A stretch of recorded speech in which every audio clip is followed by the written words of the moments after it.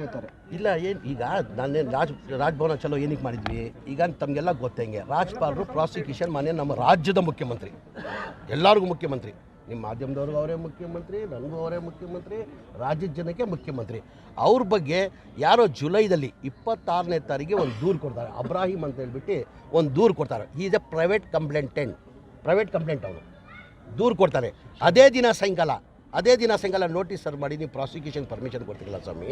ನಾವು ಕೇಳ್ತಾ ಇರೋದೇನೆಂದರೆ ಅದಕ್ಕಿಂತ ಮುಂಚೆ ಲೋಕಾಯುಕ್ತ ಅವರು ನವಂಬರಲ್ಲಿ ಅಂದರೆ 8 ತಿಂಗಳ ಹಿಂದೆ ಲೋಕಾಯುಕ್ತ ಅವರು ನಮಗೆ ಕುಮಾರಸ್ವಾಮಿಗೆ ಪ್ರಾಸಿಕ್ಯೂಷನ್ಗೆ ಕೊಡಿ ಅಂತ ಕೇಳಿದ್ದಾರೆ. ಪ್ರಾಸಿಕ್ಯೂಷನ್ಗೆ ಕೊಟ್ಟಿಲ್ಲ. ಬರೀ ಕುಮಾರಸ್ವಾಮಿಗೆ ಮಾತ್ರ ಅಲ್ಲ, ಜೊಲ್ಲೆ ಅವರಿದ್ದಾರೆ, ನಿನಾರಿ ಅವರಿದ್ದಾರೆ, ಜನಾರ್ದನ್ ರೆಡ್ಡಿ ಅವರಿದ್ದಾರೆ. 4 ಜನಕ್ಕೆ ಕೊಟ್ಟಿಲ್ಲ. ಇದನ್ನ ಯಾವ ನ್ಯಾಯ ಸ್ವಾಮಿ? ಆಮೇಲೆ ಸಿದ್ದರಾಮಯ್ಯದಲ್ಲಿ ಪಾತ್ರ ಏನಿದೆ? ನಿನ್ನೆ ನೋಡಿದೆ ನಾನು, ನಮ್ಮ ರಾಜ್ಪಾಲರು ವಕೀಲರು ವಾದ ಮಾಡ್ತಾ ಇದ್ದಿದ್ದು ನಿನ್ನೆ ನಾನು ನೋಡಿದೆ, ಲೈವ್ ನೋಡಿದೆ ನಾನು. ಅದರಲ್ಲಿ ವಾದ ಮಾಡುವಾಗ ಎಲ್ಲೋ ಒಂದು ಕಡೆ ಇದು ಸಿದ್ದರಾಮಯ್ಯ ಅವ್ರದ್ದು ಬೇನಾಮಿ ಆಸ್ತಿಯ ಥರ ಮಾತಾಡ್ತಾಯಿದ್ರು. ಸಿದ್ದರಾಮಯ್ಯ ಈಗ ಯಾರ್ದು ಇದು ಲಿಂಗ ಅವರು ಜಾಗ 1935ದಲ್ಲಿ ಆ್ಯಕ್ಷನಲ್ಲಿ ₹1 ಕೊಂಡ್ಕೊಂಡಿದ್ದು ಯಾರು? ಲಿಂಗ ಅವರು.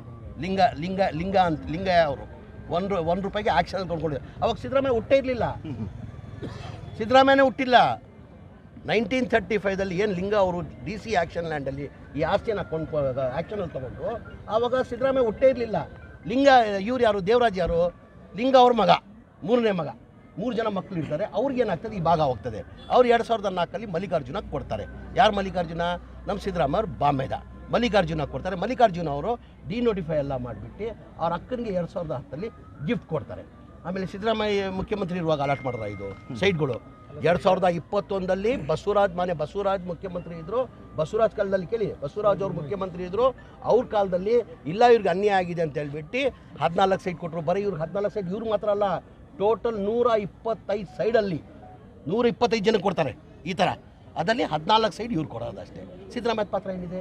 ಸಿದ್ದರಾಮಯ್ಯ ಎಲ್ಲಿ ಯಾರು ಬರ್ದವ್ರ? ಅಲ್ಲ, ಈಗ ಮುಖ್ಯಮಂತ್ರಿ ಸ್ಥಾನ ಕುರುಳಾಗುತ್ತಾ ಮೂಡ ಹಗರಣ ಏನಕ್ಕೆ ಆಗ್ತದೆ? ಏನೇನು ಇಲ್ಲ ಸರ್. ಈಗ ಏನಾಗಿದೆ? ಈಗ ಏನು ಇಲ್ಲ, ಸಿಎಂ ಸಿಎಂ ಯಾವತ್ತು ಟಗರೇ. ಅದು ಭಯ ಬಡ ಪ್ರಶ್ನೆ ಬರಲ್ಲ. ಒಂಥರ ಹುಲಿ ಇದ್ದಂಗೆ ನಮ್ಮ ಸಿಎಂ, ಒಂಥರ ಟಗರ್ ಅಂತ ನೋಡಿ, ಆ ಥರ ನಮ್ಮ ಟಗರ್. ಅವರು ಭಯ ಬೀಳೋಕ್ಕೆ ಪ್ರಶ್ನೆ. BJPಗೆ ಏನಾಗಿದೆ, ಅವರು ಸಹಿಸಕ್ಕೆ ಸಾಧ್ಯ ಆಗ್ತಾ ಇಲ್ಲ. ಒಬ್ಬ ಬ್ಯಾಕ್ವರ್ಡ್ ಅವರು ಯಾರು ದೇವರಾಜ ಆದಮೇಲೆ ಯಾರೂ ಮುಖ್ಯಮಂತ್ರಿ ಆಗಿಲ್ಲ. ಬ್ಯಾಕ್ವರ್ಡ್ ಕ್ಲಾಸಲ್ಲಿ ದೇವರಾಜ ಸಾಹೇಬ್ರು ಆದಮೇಲೆ ಯಾರೂ ಮುಖ್ಯಮಂತ್ರಿ ಆಗಿಲ್ಲ. ಇವ್ರು 2ನೇ ಬಾರಿ ಮುಖ್ಯಮಂತ್ರಿ ಆಗಿದ್ದಾರೆ. ಇವ್ರ ಪಾಪ್ಯುಲಾರಿಟಿ ಸಹಿಸೋಕ್ಕಾಗ್ತಾ ಇಲ್ಲ.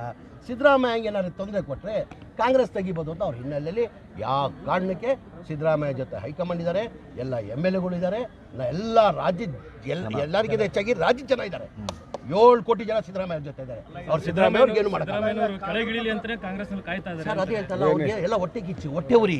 ಅವ್ರ ಪಾಪ್ಯುಲಾರಿಟಿ ಸಹಿಸೋಕ್ಕಾಗ್ತಾ ಇಲ್ಲ. ಹಿಂಗೆ ನಿಂತ್ಕೊಂಡ್ರೆ ಯಾರನ್ನ ನೋಡಿ, ನಾನು ನೋಡಿದ್ದೀನಿ. ನಾನು ಭಾಳಷ್ಟು ಜನಕ್ಕೆ ನೋಡಿದ್ದೀನಿ. ಕೇಳಬಾರ್ದು ಎಲ್ಲರಿಗೂ, ಎಲ್ಲ ರಾಜಕಾರಣಿಗಳು BJP ಇರಲಿ, JDS ಇರಲಿ, ಈಗ ಸಿದ್ದರಾಮಯ್ಯ ಬಂದು ನಿಂತ್ಕೊಳ್ಳಿ, 1000 ಜನ ಬರ್ತಾರೆ. ಬೇರೆಯವ್ರ ದುಡ್ಡೆಲ್ಲ ವೆಹಿಕಲ್ ಮಾಡಿ, ದುಡ್ಡು ಖರ್ಚು ಮಾಡಿ ಜನ ಸೇರಿಸ್ತಾರೆ.